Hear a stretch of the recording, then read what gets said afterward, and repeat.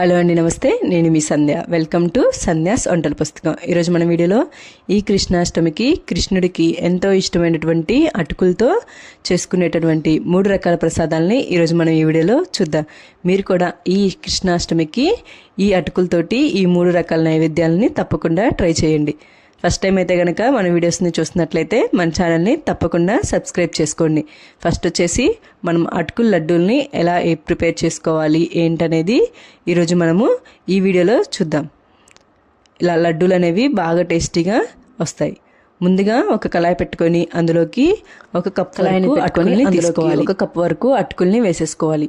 ఈ అటుకులన్నిటిని ఫ్లేమ్ అనేది సిమ్లోనే పెట్టుకొని ఈ అటుకులన్నిటిని చక్కగా మనము వేపుకోవాలి. ఈ అటుకులు అనేవి మనకి పట్టుకుంటే క్రిస్పీగా అయ్యేంత వరకు మనం ఫ్రై చేసుకోవాలి. ఇలా 5 నుంచి 10 నిమిషాల్లో ఈ అటుకులు అనేవి చక్కగా ఎగిపోతాయి. మనం ఇలా చేతిలోకి తీసుకున్నప్పుడు ఇలా నలిపినప్పుడు మనకి పొడుముగా అయిపోతే మనకి అటుకులు అనేవి చక్కగా ఎగిపోయినట్టు. ఈ అటుకుల్ని స్టవ్ అనేది ఆపేసుకొని పక్కన పెట్టుకొని కొద్దిసేపు చల్లారనివ్వండి. చల్లారిపోయిన అటుకుల్ని ఇలా ఒక మిక్సీ జార్ తీసుకొని ఇలా మిక్సీ జార్లోకి అటుకులన్నింటినీ వేసేసుకోండి. ఆ తర్వాత ఒక 1/2 కప్ వరకు ఎండు కొబ్బరి తురుమును అలాగే 1 కప్ వరకు బెల్లాన్ని వేసుకోవాలి. ఇలా బెల్లాన్ని కూడా వేసేసుకొని మూత అనేది పెట్టుకొని మనం మిక్సీ అనేది వేసుకోవాలి. ఇలా మిక్సీ వేసుకున్న తర్వాత మీరు మరీ మెత్తగా అయినా వేసుకోవచ్చు, కొంచెం బరగ్గా వేసుకున్నా కానీ బాగానే ఉంటాయి. లడ్డూలు అనేవి కొంచెం తినడానికి బరగ్గా ఉంటేనే బాగుంటాయి. ఇలా బరగ్గా వేసేసుకొని ఒకసారి అడుగు అన్నవి మొత్తము కలిసే విధంగా ఒకసారి బాగా స్పూన్ తోటి కదిలించుకోవాలి. ఇలా ఒకసారి కలుపుకున్న తర్వాత మనము మళ్ళీ కళాయి అనేది పెట్టుకొని అందులోకి 2 టేబుల్ స్పూన్ల వరకు నెయ్యి అనేది వేసుకోవాలి. ఇలా నెయ్యి అనేది కొంచెం బాగా హీట్ అయిన తర్వాత ఇందులోకి బాదం పప్పు అలాగే కిస్మిస్ జీడిపప్పులు ఇలా డ్రై ఫ్రూట్స్ని ఏవైనా వేసుకొని కొంచెం కలర్ చేంజ్ అయ్యేంత వరకు మనము ఫ్రై చేసుకోవాలి. ఇక్కడ కిస్మిస్లను కూడా యాడ్ చేసుకొని ఒకసారి వీటన్నిటిని బాగా కలిసే విధంగా కలబెట్టుకొని కొంచెం ఇవి ఫ్రై అయిన తర్వాత మనం ముందుగా మిక్సీ వేసి పెట్టుకున్నటువంటి ఈ లడ్డు మిశ్రమాన్ని ఇందులోకి యాడ్ చేసుకొని ఒకసారి అంతా కలిసే విధంగా కలబెట్టుకోవాలి.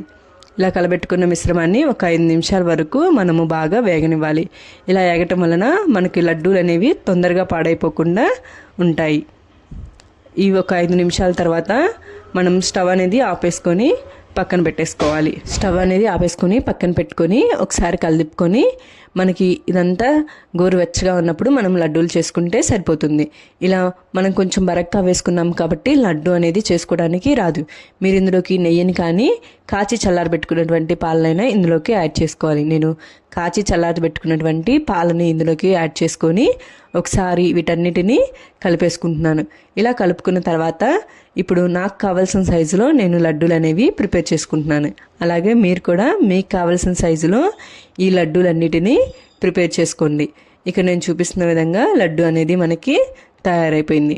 అలాగే మిగిలిన పిండితో కూడా మనకి కావాల్సిన సైజులో మిగిలిన లడ్డూలన్నిటిని కూడా ఇలాగే మనం ప్రిపేర్ చేసుకోవాలి. ఇలా చేసుకున్న లడ్డూలని మనము కృష్ణునికి నైవేద్యంగా పెట్టొచ్చు. మీరు కూడా ఇలా చాలా సింపుల్గా క్విక్గా ఈ లడ్డూలు అనేవి ట్రై చేసి ఎలా ఉందో చెప్పండి. మన సెకండ్ రెసిపీ వచ్చేసరికి అటుకులతో చాలా సింపుల్గా క్విక్గా చేసుకోగలిగేటటువంటి అటుకుల పాయసం. ఈ అటుకుల పాయసం చాలా వరకు పాలనేవి ఇరిగిపోతూ ఉంటాయి. కానీ ఈసారి నేను చెప్పిన కొలతలతోటి అలాగే నేను చెప్పిన పద్ధతిలో ఒకసారి ట్రై చేయండి. పాయసం అనేది విరిగిపోకుండా చక్కగా వస్తుంది. ఒక కళాయి పెట్టుకొని అందులోకి 2 టేబుల్ స్పూన్ల వరకు నెయ్యి అనేది వేసుకోవాలి.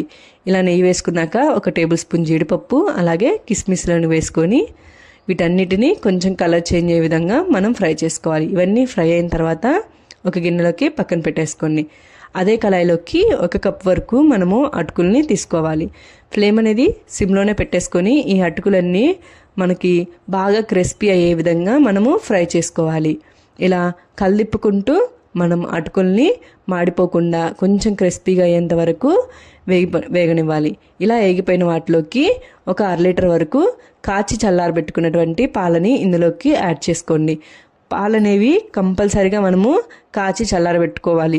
లేదంటే మనకి పాలనేవి ఇరిగిపోయి మెత్తగా బాగా ఉడికిపోయిన తర్వాత 1 కప్ వరకు బెల్లాన్ని వేసుకోవాలి. ఇలా బెల్లం వేసుకున్న తర్వాత మనం కలిపుకుంటూ బెల్లం అంతా బాగా కరిగిపోయే విధంగా చూసుకోవాలి. ఇలా బెల్లం అనేది మనకి బాగా కరిగిపోయిన తర్వాత ఫైనల్గా మనం ముందుగా వేపు పెట్టుకున్నటువంటి జీడిపప్పు కిస్మిస్ని ఇందులోకి యాడ్ చేసేసుకొని స్టవ్ ఆఫ్ చేసుకొని పక్కన పెట్టుకొని వేడివేడిగా ఉన్నప్పుడు సర్వ్ చేసుకోండి. ఇలాగా చాలా సింపుల్గా క్విక్గా మనము ఇలా అటుకుల పాయసాన్ని చేసేసుకొని కృష్ణుడికి నైవేద్యంగా పెట్టుకోవచ్చు. ఇలా మూడో రెసిపీ వచ్చేసి మన కృష్ణుడికి ఎంతో ఇష్టమైనటువంటి అటుకులతోటి అటుకులు చక్కెర పొంగలి అనేది ఎలా చేసుకోవాలి ఏంటనేది ఈ వీడియోలో మనం చూద్దాం. టేస్ట్ అయితే చాలా బాగుంటుందండి. కొంచెం మనం రెగ్యులర్గా చేసుకునే బియ్యంతో చక్కెర పొంగలి కాకుండా ఇలా అటుకులతో కనుక ఒకసారి ఈ చక్కెర పొంగల్ని బెల్లంతో చేసుకొని ట్రై చేయండి. టేస్ట్ చాలా బాగుంటుంది. ముందుగా అయితే ఒక గిన్నె తీసుకొని ఒక కళాయి పెట్టుకొని అందులోకి కొంచెం 2 టేబుల్ స్పూన్ల వరకు నెయ్యి అనేది వేసుకోవాలి. ఇలా నెయ్యి అనేది కొంచెం వేగిపోయిన తర్వాత ఇందులోకి సన్నగా కట్ చేసుకున్నటువంటి బాదం పప్పు జీడిపప్పులని వేసుకొని కొంచెం ఫ్రై చేసుకోవాలి. ఇవి కొంచెం ఫ్రై అయిన తర్వాత కొంచెం కిస్మిస్లను కూడా ఇందులోకి యాడ్ చేసుకొని వీటన్నిటిని కొంచెం బాగా ఫ్రై అయిన తర్వాత వీటన్నిటిని పక్కకు తీసుకొని ఒక గిన్నెలో పక్కన పెట్టేసుకోవాలి. ఇందులోకి 1 కప్ వరకు బెల్లాన్ని వేసుకొని 3 టేబుల్ స్పూన్లన్నీ కొంచెం వాటర్ అనేవి మనం ఇందులోకి యాడ్ చేసుకోవాలి. ఇలా యాడ్ చేసుకున్న బెల్లం అంతా కరిగిపోయే విధంగా మనము బెల్లం అంతా బాగా కరగనివ్వాలి. ఈలోపు మనం అటుకుల్ని కొంచెం వాటర్ తోటి తడుపుకొని రెడీగా ఉంచుకోవాలి. ఇలా వాటర్ తోటి తడుపుకున్న అటుకుల్ని ఇందులోకి వేసేసుకోవాలి. ఇలా అటుకులన్నిటినీ ఒకసారి వేసుకొని బాగా కలిసే విధంగా కలబెట్టుకోవాలి. ఇలా అటుకులన్నీ మనకి బెల్లంలో బాగా ఉడికిపోయే విధంగా మనం ఇలా అడుగంటకుండా కలదిప్పుకుంటూ మనం ఈ అటుకుల్ని బెల్లంలో బాగా ఉడకనివ్వాలి. ఇలా ఒక 5 నుంచి 10 నిమిషాలలోకి మనకి ఈ అటుకులు అనేవి బెల్లాన్ని పాకానికి పట్టేసి కరెక్ట్గా అటుకులు అనేవి ఉడికిపోయి ఉంటాయి. ఇప్పుడు ఇందులోకి కొంచెం ఈలోపు పాలనేవి మనం కొంచెం కాచి చల్లార్చుకొని ఉండాలి. ఇలా మనకి బెల్లం అనేది బాగా అటుకులకి పట్టేసినప్పుడు ఒక 1/4 కప్పు వరకు మనము కాచి చల్లారబెట్టుకున్నటువంటి పాలను ఇందులోకి యాడ్ చేసుకోవాలి. ఇలా యాడ్ చేసుకున్న తర్వాత ఒకసారి వీటన్నిటిని బాగా కలిసే విధంగా కలబెట్టేసుకొని పాలనేవి ఇంకిపోయి మనకి అటుకులకి బాగా పట్టే విధంగా ఒక 5 నిమిషాల వరకు మనం వీటిని బాగా ఉడకనివ్వాలి. 5 నిమిషాల తర్వాత మనకి ఇలా దగ్గరికి వచ్చేస్తూ ఉంటుంది. ఇలా దగ్గరికి వచ్చేసినప్పుడు మనం ముందుగా వేపు పెట్టుకున్నటువంటి జీడిపప్పు వీటన్నిటిని ఇందులోకి యాడ్ చేసుకొని ఒకసారి వీటన్నిటిని బాగా కలిపుకోవాలి. ఇలా కలిపుకున్న తర్వాత మనము స్టవ్ అనేది ఆఫ్ చేసుకొని వేడివేడిగా నైవేద్యం కింద కృష్ణుడికి మనం పెట్టేసేయచ్చు.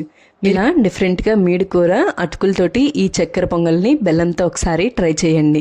చాలా టేస్టీగా ఉంటుంది. అలాగే మీరు కూడా ఈ 3 రకాలైనటువంటి ఈ నైవేద్యాలని ఈ కృష్ణాష్టమికి మీరు కూడా ఇంట్లో ప్రిపేర్ చేసుకొని కృష్ణుడికి నైవేద్యంగా పెట్టండి. తప్పకుండా ఈ 3 రకాల రెసిపీస్ని ట్రై చేసి ఎలా ఉందో నాకు కామెంట్ చేయండి. అలాగే మీకు కనుక మన వీడియోస్ నచ్చినట్లయితే లైక్ అండ్ షేర్ చేయడం మర్చిపోవద్దు. మరిన్ని వీడియోస్ కోసం మన ఛానల్ని తప్పకుండా సబ్స్క్రైబ్ చేసుకోండి. Thank you.